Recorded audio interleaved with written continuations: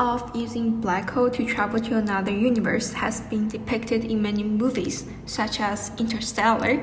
I don't know if any of you guys have ever watched this movie, but it's such a great movie. In fact, the scientific director of this movie is Kip Thorne, who is an expert on astrophysics. He was awarded the Nobel Prize in 2017, along with other two outstanding physicists.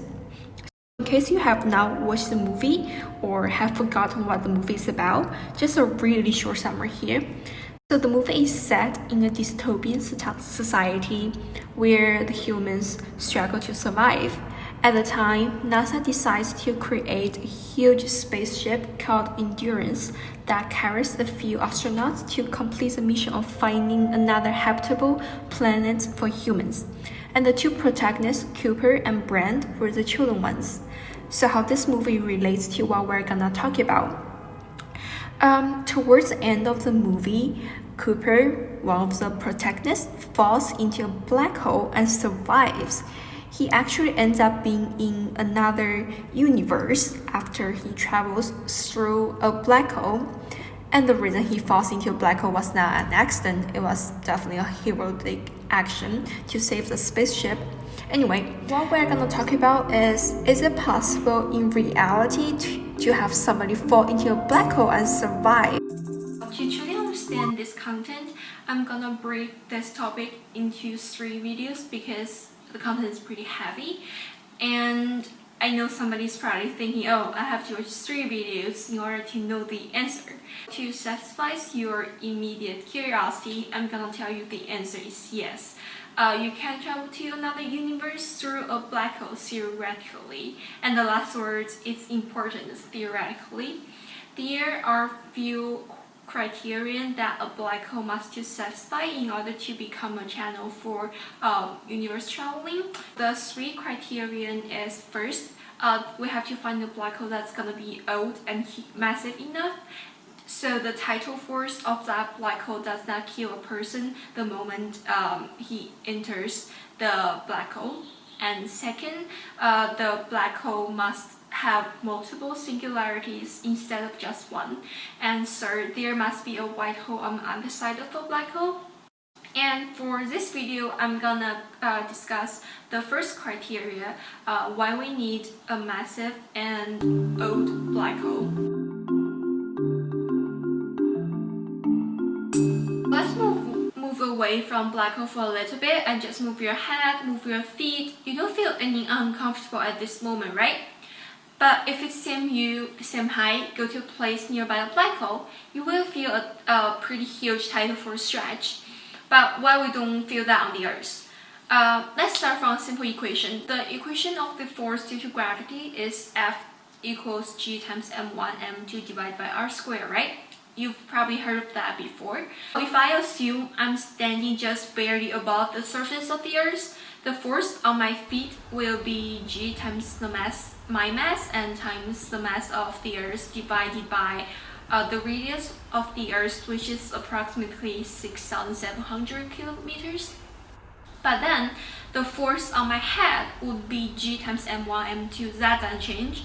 But when I calculate my R, I have to use 6,000 meters, 700 kilometers plus the height of me because my head is on top of my feet, right? That's obvious.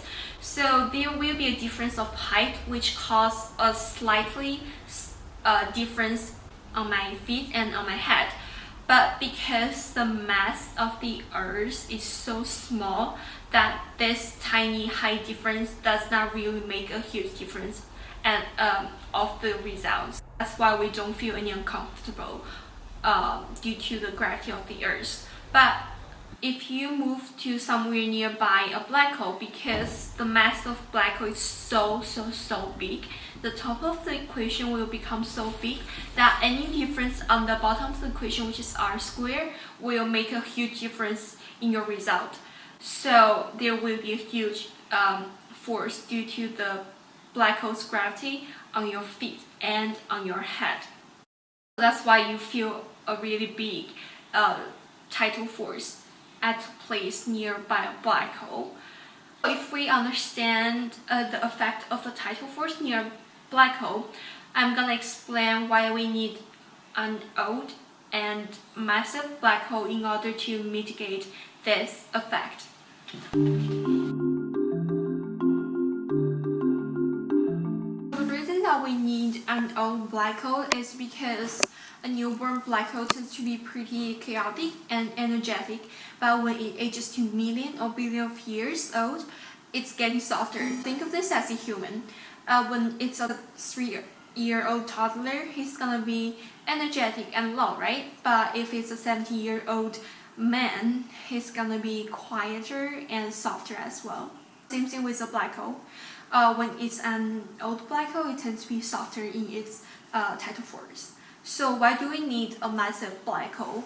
There are two reasons. The first simple reason is that its singularity is going to be pretty far away from its event horizon. When a person falls into a black hole, it will not be immediately killed by the strong tidal force of a singularity. There are two terms. First is event horizon. Event horizon is a boundary where we define it as nothing can return to the outside world.